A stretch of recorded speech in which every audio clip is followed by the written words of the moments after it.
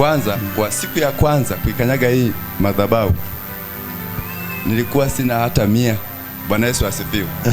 Najua mtu akisema sina hata 100 mnaelewa. Alafu hapa nakuja kutabiriwa kwamba wewe naiona kampuni. It was like crazy, lakini nikatulia sana. Sikuwa na papa, nikasema sasa Mungu naomba unipe neema hii. Mungu awabariki sana watumishi. Mpaka sasa hivi kuhusiana na swala la kampuni, kwa lugha nyepesi naweza nikasema tayari kampuni ipo. Haleluya. Pigie Yesu makofi sasa. Shugeza makofi yale ya Yesu ili na wewe ubarikiwe kwa jina la Yesu.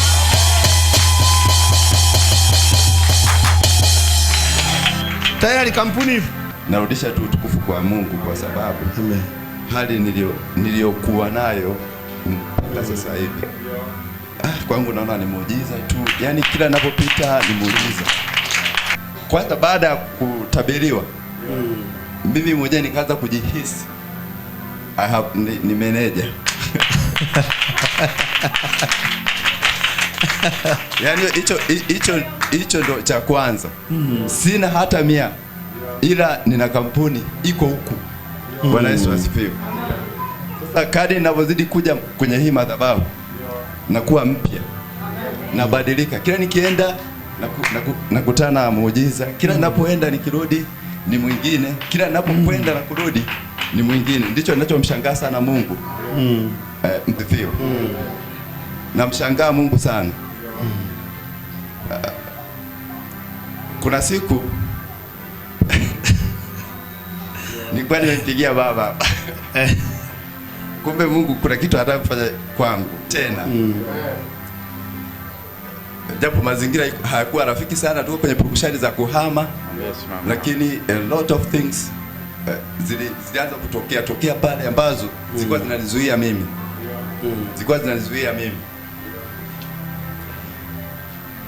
Lakini nikasema, kwa nikawasiliana na mke wangu, nitafute baba.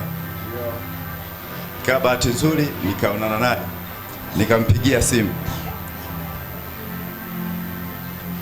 Ongea baadhi ya mambo mengi sana kuhusiana na masuala mtu jinsi alivyonania. Kuna mtu mmoja akaja inbox kwangu. Ikawa bahati nzuri alikuwa ni mgeni ambaye nimemhudumia mimi. Bwana Yesu asifiwe. Pia nina business card. Huwa pale ninapo host wageni nina wapa business card. Sasa akawa interested na kile kitu. Akasema unawezaje kufanya hiki?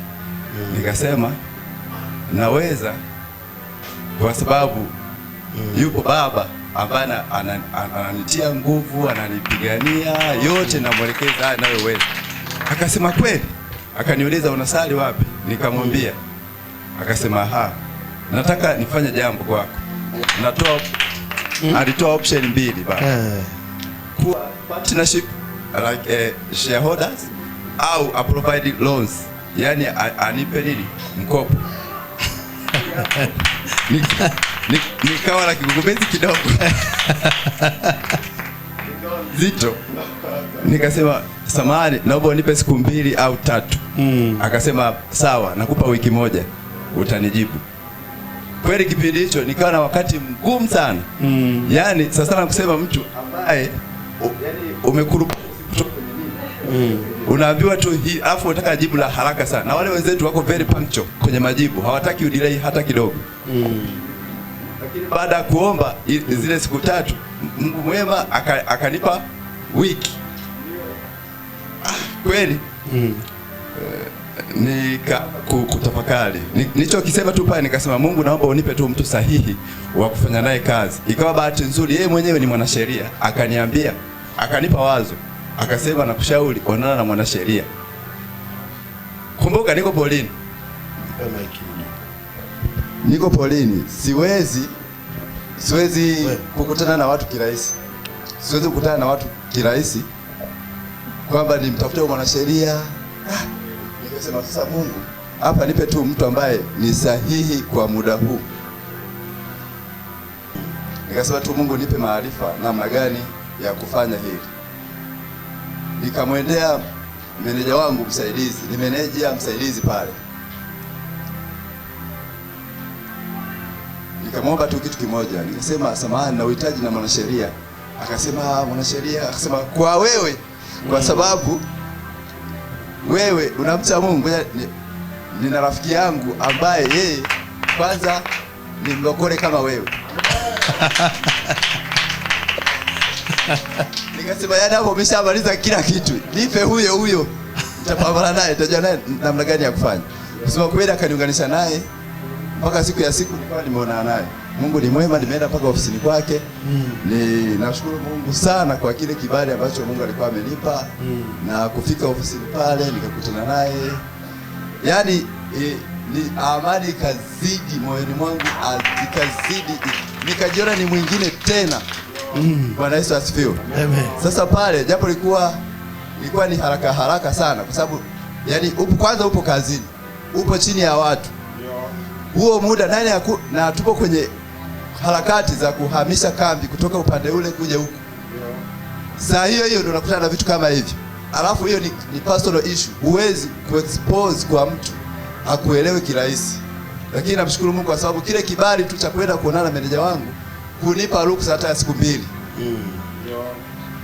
Bwana Yesu asifiwe. Amen. Meneja akasema niko tayari hata kutafutia ndege uende uonane na huyo mtu urudi. Ona Mungu sasa anapo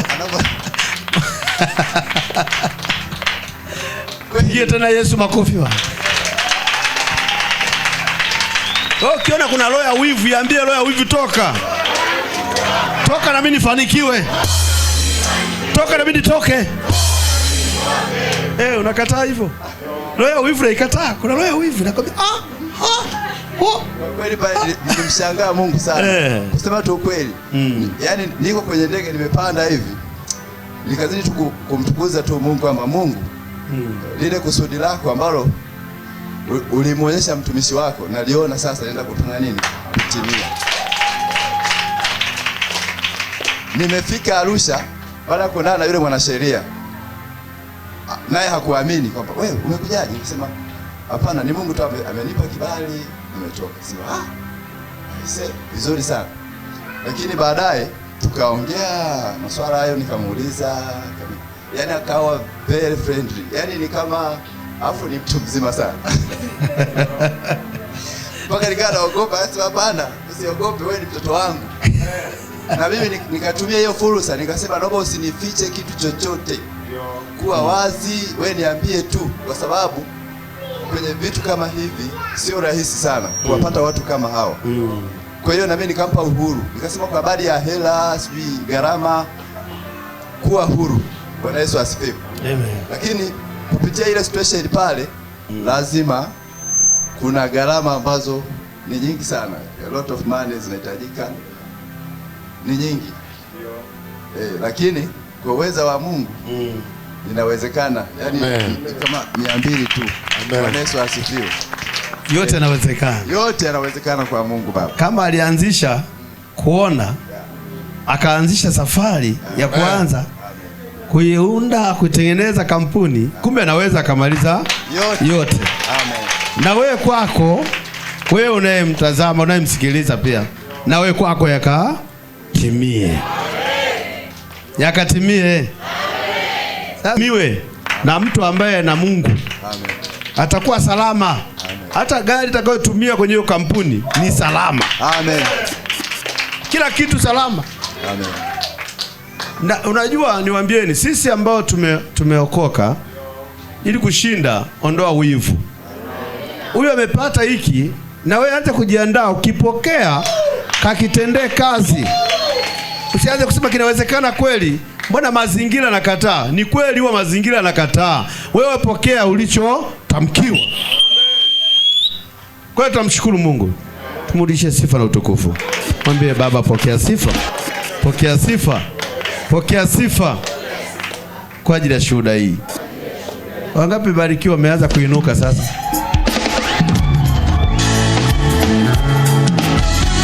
Sasa fanya hivi. Kama kweli huna wivu, nyosha mikono kwa ajili yake. Bariki kampuni ya www. Alafu mbariki yeye na familia yake. Unajua kitu kinaitwa kampuni sio kitu kidogo, ni kitu kikubwa. Sasa hapa sasa hivi tumeongea baada ya ulimwengu wa roho, tumeongea mambo mengi sana. Sasa wewe uko hapa, kila mtu atamke uzuri. Ukitamka ubaya ukupate mwenyewe, na ukitafuta kuloga ulogwe wewe mara 2. Ukitafuta kuharibu uharibike mara 8, maana mara 7 itakuwa ndogo, na kuongezea iwe 8. Kwa hiyo nataka tubariki kampuni ya Kasaje. Haleluya. Sasa hapa tuongee tunaibariki kampuni. Sasa geukia kule kwanza, mimi nitakubariki mwishoni. Hao watu watamke juu ya hii kampuni ya Kasaje, ikajulikane kimataifa, dunia nzima. Imeandikwa Afrika, sisi tunaenda dunia. Mungu tusikie watumishi wako, watu wako wanatamka. Sikia sauti zao juu ya kampuni hii, juu ya mtu huyu, mmiliki wa kampuni pamoja